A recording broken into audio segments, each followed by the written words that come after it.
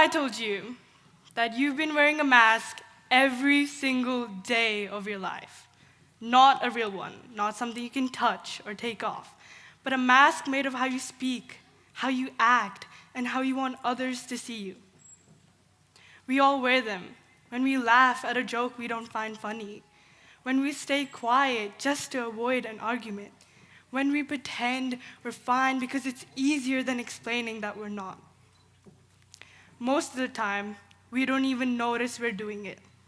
But these masks, the ones we wear to fit in or to blend in, they can start to hide the parts of us that make us who we are. And that's when it gets tricky, because the question isn't really whether we wear masks, it's how. Do we wear them just to please other people?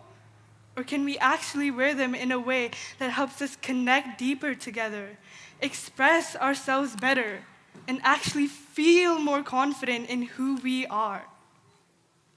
But you see, when we wear masks way too often just to be liked or accepted, it starts to feel awfully exhausting. You start wondering, do they even like me?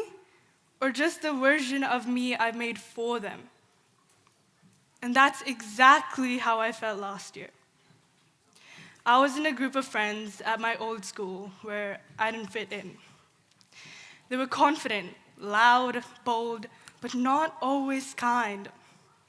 Sometimes they'd make little jokes about other people, or even about me. It was about the way I talked, or it was my size, my appearance, and my height.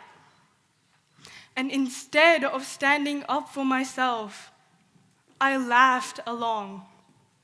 I told myself that it was fine, that it's just how friends jerk. Spoiler, it wasn't. Because every single time I laughed, a little piece of me faded inside. It was like I was agreeing with what they said about me. So I decided to change how I acted. I constantly tried to match their energy levels, their opinions, their jokes, just to keep my place in the group. And at first, it worked. But slowly I realized I wasn't just changing the way I spoke or dressed. I was changing who I was. It was like I had wandered so far into someone else's personality that even a GPS couldn't help me find my way back. And that scared me. Then my birthday came. No one really noticed. A few people I thought were my close friends even forgot. And later, that very same day, I found out that they had been talking bad about me behind my back.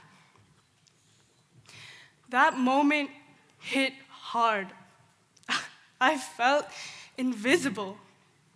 Like I was trying so hard to fit in, but I didn't really belong anywhere.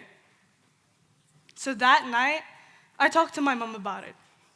I told her that I was scared of losing myself, of not recognizing the girl in the mirror anymore, and she said something I'll never forget. Find your core values, know what's important to you, and you can't be lost. Those words stayed with me. So I decided to figure out what my core values were. Honestly, at first, I was lost. But soon I realized that finding them wasn't about becoming someone new. It was about finding the way back to myself. And here's what helped me. First, I thought about people I admire. Not just famous people, but the people around me. I asked myself what it was that I liked about them. Was it their honesty, their kindness, the way they stood up for others? Second, I imagined tough situations. What would I do if I saw someone being treated unfairly? Would I speak up, even if it was uncomfortable? And third, I noticed what made me proud. The small moments where I helped someone, or stayed true to myself, or did something right even when no one saw it. That's how I found my core values. Being considerate, compassionate, authentic, loyal, and standing up for social justice.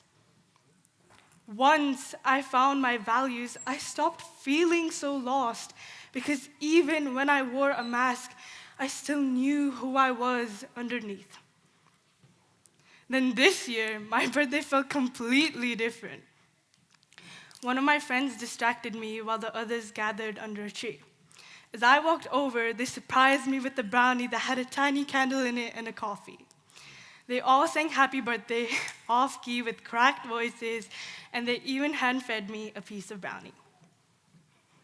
It was simple, nothing fancy, but it meant everything. You see, it wasn't about the brownie or the candle. It was about being seen. It was about being celebrated. For me. And that's when I realized that masks don't always have to be about hiding. Sometimes they can help us show up in ways that connect us even more deeply. And there's actually an official term for this. It's called code switching. It's when you change how you speak or act depending on who you're around. I mean, I don't talk to my teachers the same way I talk to my friends or my family. That's not being fake.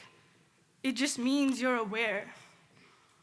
So how do we wear masks in a way that helps us, not hides us? Here are my 3 ways. First, be self-aware. Notice when you're wearing a mask and ask yourself why. Are you doing it to fit in or to make a genuine connection? Second, use your mask with intention. It's not about being fake. It's about showing the part of you which best fits the moment. When I talk to someone new, I might speak a bit more confidently or politely, not to change who I am, but for them to help see me better. And third, hold on to your core values. Even if your behavior shifts a little, your values shouldn't. When I speak up for someone, I lead with justice. When a friend's upset, I lead with compassion. And when I'm unsure, I go back to authenticity, reminding myself that I don't need to pretend. These values are like a compass. They make sure that no matter which mask I wear, it still points back to who I am. So if you take anything from this, let it be that your mask isn't who you are, but rather who you need to be at the time. You get to choose which parts of you come forward, not because you're fake, but because you're growing.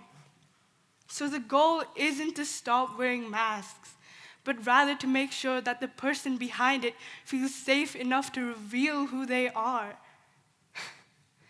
So what if I told you that you've been wearing a mask every single day of your life? And maybe now, you'll know who's smiling behind it. Thank you.